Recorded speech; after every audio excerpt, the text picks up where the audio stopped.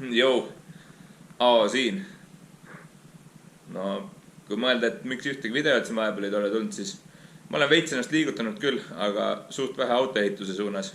Ma olen pigem muutnud oma garaaži uuesti töökohaks tagasi, mis on vahepeal suht lappe läinud. Aga praegu on olukord päris hea juba.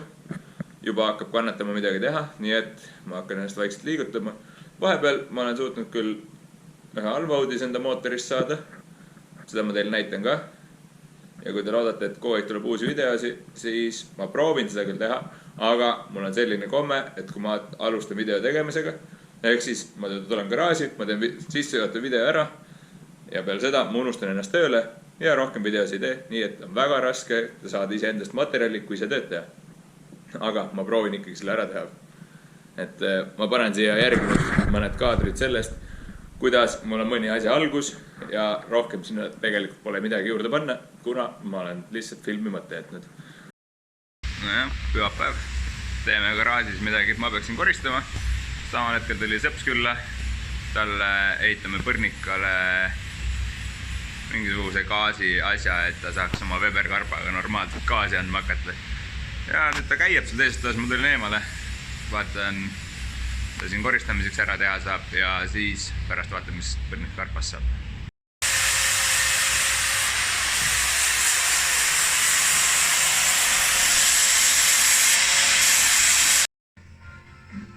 Mul on sellest töö algusest ka videolõik. Teab peale võtta on Erta nüüd. Jah, vabandust. Tegijate karburaator. Jõudsime keeviseni. No nii.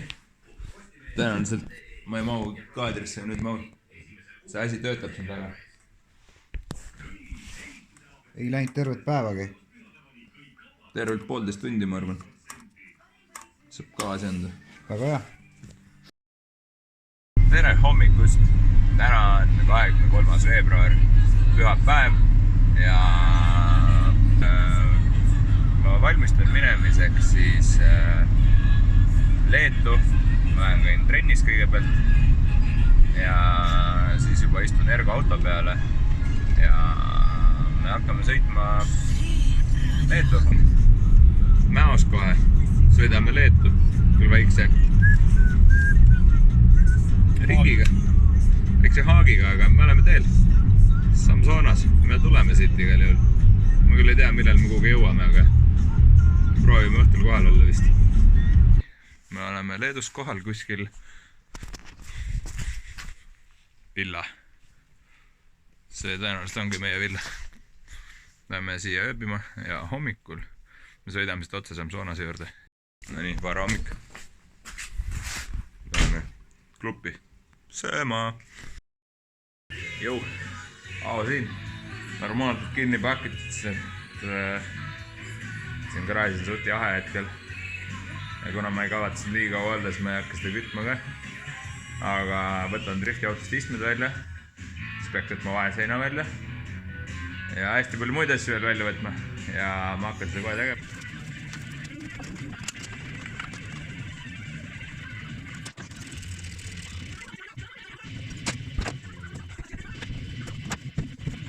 Aga nüüd lähme asja juurde. Driftiauto mootor M50 B25-28, kuidas keegi nimetada tahab. Originaalis on ta ikkagi ju 2.5, mul on seal 2.80 võll sees. Nii et teeme rahvakeeldi M50 B28. Kui ma ühes videos võtsin maha plokikaane, siis ma teadsin täpselt, mis viga on. Ja olin veendunud, et mu mootori alumine osa on korras. Kuid nüüd on midagi uut ja see tähendab, et see alumine osa ei ole korras ja kuidas ma selle probleemi lahendan, ma veel täpselt ei tea. Ma natuke aega kalkuleerin, mõtlen, kuidas mul on endale kõige soodsam seda teha. Filmin ja kas need jäävad ka kaadris.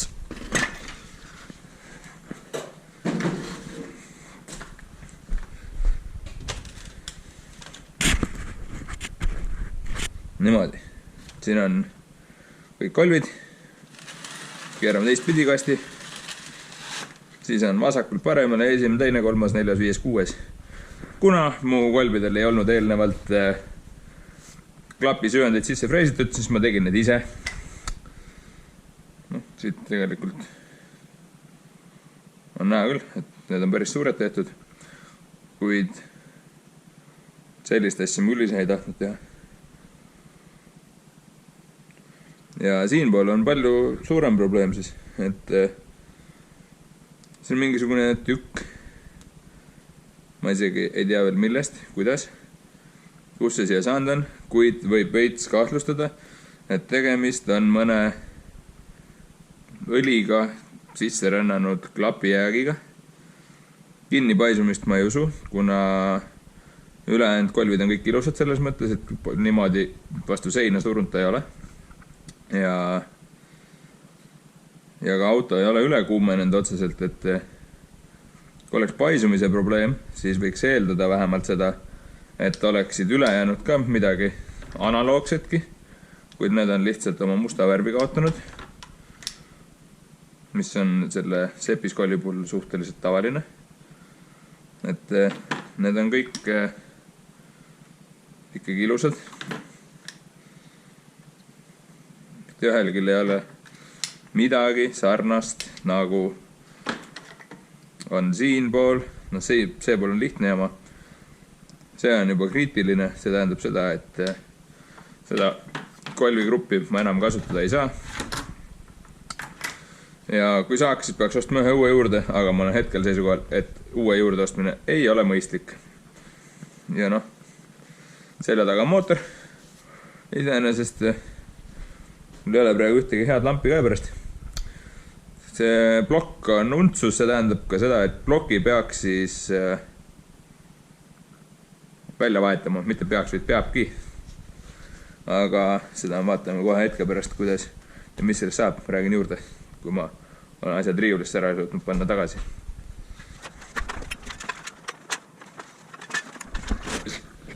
Plokis on siis esimene silinder kahjustada saanud, mis on väga ebamäärane, kuna M50 puhul on kõige kuumemad silindrid 5-6. Et miks see kolb sinna kinni on, seda ei tea. Ma võin ainult arvata, et tegemist on siis klapitükiga. Mitte klapi, vaid mõne poolkuu tükiga, mis kukkus mootorisse juba Itaalias. Ja alt otsa ju me lahti ei võtnud selle raja ääres, kui me selle ühe klapi välja võtsime. See tähendab ka seda, et siis sinna mootorisse jäi sisse mingisugune prügi, mis võis ära rikkudes selle kolvi ja samamoodi ka silindri seina. Tulemuseks peaks siis välja vahetama ikkagi kogu mootori. See tähendab siis seda, et uus plokk. Ploki gaas on juba korda tehtud Corsa Motors siis. Ja ma pean välja mõtlema, mis mu kolbidest saab. Millisel kujul ma selle mootori taastan, seda ma veel ei tea. Et väike mõte on see, et kuna miljoneid taskus ei ole, siis äkki peaks tegema originaalkolviga mootori. Võib-olla mitte. Ma veel mõtlen. Ja ma olen muidugi väga palju asju jõudnud elu jooksul kokku osta, siis tegelikult elu jooksul 3 aasta jooksul. Sest peale, kui ma M50 hakkasin sõitma, on mul juba olemas siin üks mootor, mille ma ostsin lihtsalt. Keegi ei tea, mis selle viga on. See on mingisuguse E30 pealt tulnud. Väidetavalt läks E30 keema, aga keegi ei teadnud miks. Või tulemusel hiljem, et radikasele umbes vist, aga see on siuke külajutt. Tuleb lahti võtta, viia plokigaas siis suurestamisesse, saab teada, kas on kaanega midagi juhtunud, kas on kaane tihendundsus, vaadata silindrid üle ja kas see mootor siis siin mu kätte all praegu sobib uueks doonoriks, et saada mootori plokk, varu plokigaas ja mingid nipet-näpet asjad veel või mitte. Aga kui sellest ei saa, õnneks on mul veel plokke olemas, millest saab kindlasti, kuid ma praegu panen panus sellele, et ma saaks sellest just siit selle ehitada. Lähme rändame veits mööda kraasi.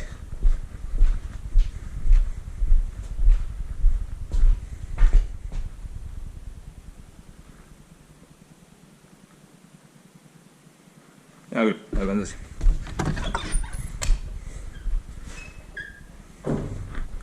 Driftika projekt poolek. Lampi mul endiselt käepärast ei ole. Garaaž on täpselt nii pime, et ta ei fokusseeri siia ära. Aga see on kõik lahti käijatud siit. Nii palju kui Trattari seda lahti võttis. Olen välja vaadanud kohad, mida peab keevitama. Ja ühel päeval ma pean hakkama seda keevitama ka veel. Autolt väljas. Seal ei olnud midagi näha, aga see jääb videos ikka. See tähendab seda, et te saite vaadata lihtsalt pimedat auto alt ja ma võin öelda, et olukord on iseenesest nagu okei, aga vajab veits ikkagi tööd ja mitte isegi veits, vaid suht palju. Aga see ei ole probleemiks, et tegemist on metallitööga, mida me oskame ise teha siin väga hästi. Et lõikan plasmalõikuriga lihtsalt sobivad tükid välja ja siis keevitan need auto külge ja ongi silla tugevduslapid olemas, et see ei ole üldse probleem. Aga selleks ma ei leida aega, aga aja leidmisega mul veits kesine, sest ma olen praegu pannud kogu oma aja siis garaaži koristamisele, et siin üldse oleks võimalik midagi uuesti hästi teha. Ja ma näitan teile nüüd veel ühte lahedat asja. Selleks on Samsonase otsekast. Ma tõstan seda välja, panen selle laua peale.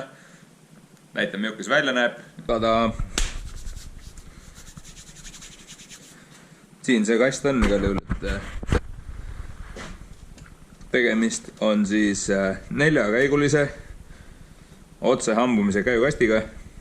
Otsekast ei tähenda seda, et käiguvahetused toimuvad i-lülitusse. I-lülitus on sequential shift, mitte otsekast. See on ingliskeelne nimetus, talkbox, ja see on hash pattern, ehk siis käigud käivad nii nagu tavalisel autol. On 4 käiku. Väga lihtne. Siin on ülimalt tugev sidurikoda, mis on Samsonas ise toodab seda, et see koda katki läheks. Kõik võllid sees on samamoodi siis tugevast karastatud terasest, mis on eraldi valitud, mis sobiksid hästi sellise asja jaoks nagu võidusõit. Ja kastile on antud reitinguks, kui palju jõudu peaks asi vastu pidama. 1400 Newton-meetrit on selle kasti reiting. Kui me räägime siin, et 3 diislikast on okei sõita ja kestab hästi, siis tehas andis 3 diislikastile äkki 400 Newton-meetrit ja Samsonas annab enda kastile 1400 Newton-meetrit. Ehk siis need numbrid on päris erinevad. Ma loodan, et mul selle käigukasti kasutamisega läheb hästi ja ma rohkem ei purusta sõites käigukasti. Kuid ma siis ka käigukangi, mis oleks moodne. Ma tõstan käigukasti nüüd eest ära ja näitan teile siis käiguvahetit ennast. Kast riiulis, käiguvaheti laua peal, käiguvaheti karp avatud. Ja panen kaamera päe tagasi. Saan näidata, milline on Samsonase shifter. Käigu kang on siis selline, inglise keeles on ta ju shifter. Ta käib autosse just nii pidi, nagu ta mul käes on. Seda siis seda sellepärast, et tagurpidi käigu lülitus on nii nagu ikka. Tõmbad, aga sellele käib lukk. Lukustit pead siit näpuga tõmbama. Saad käigukangi vasakul pool äärde ja lükkad tugevasti ette. Ja ongi tagurpidi käik sees. Saad tagurdada. Ülejäänud käigud on piiratud siit nende tihtidega. Et siin on kruviit, mida saab kontramutriga keerata. Ehk siis saab käigud tuleb välja reguleerida väga täpselt, kuidas on esimene, teine, 3., 4. Ja et ei oleks võimalik ka eksida siis käiguvahetuse hetkel käiguga. Olen garaažist jõudnud tuppa. Garaažis hakkas juba jahe veits. Ma läksingi eraldi, et teile üks video teha, kuna, nagu ma video algus ütlesin, ma suudan teha ainult lühikesed jupid sellest, mis ma garaažis teen. Ja ma sellest ei ole võimalik panna videot kokku. Siis ma käisin praegu näitamas, mis on olukord, mis toimub ja mis üldse siis saama hakkab. Ma proovin küll olla aktiivsem video tegemises, aga ma ei saa seda lubada, kuna ma unustan ennast siiski tööle, mis on video jaoks probleem, kuid iseenesest see ei ole halb, sest et siis ma teen vähemalt asju, mis arenevad edasi ja üks hetk on lootus, et meie auto hakkab sõitma.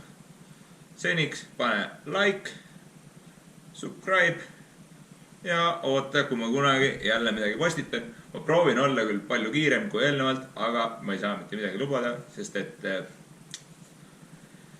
eelnevate videotega ma olen teinud väga palju toredaid alguseid, millest ei olegi saanud videot ja ma proovin ikkagi teha mõne asja, millest saab täis video ka sellest, kuidas on reaalne ehitusprotsessi käigus, mitte siis mida ma olen vahepeal teinud.